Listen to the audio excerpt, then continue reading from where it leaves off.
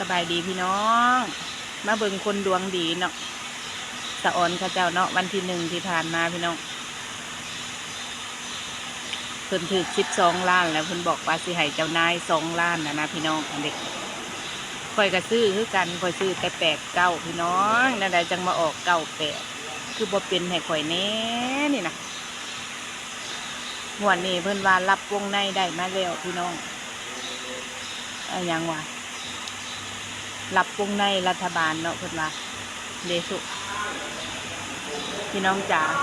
มันสิกลับหัวเด้อพี่น้องเดี๋ยวสิอ่านให้ฟังก็ได้เนาะเพิ่นว่ามี06เนาะ07แล้วก็1617พี่น้องข่อยอันได้มาทุกงวดแต่ว่าข่อยซื้อแบบบ่กลับเพราะว่าเฮาทุนบ่หลายหั้นนะทุกคนงวดที่แล้วนี่มักแห้งสุดๆเลยก็คือ89พี่น้องในใดจังมาออก98บ่ได้กลับบ่ได้พอโตพี่น้องเอ้ย87ก็มักแต่บ่ได้ซื้อจักว่าเป็นแนวใดเนาะทุกคนงวดนี้ก็มัก61พี่น้อง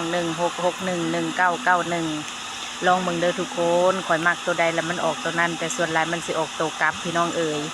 ลองเบิ่งเด้อจ้าเทื่อถูกรางวัลที่1น้ำเพิ่นเนาะ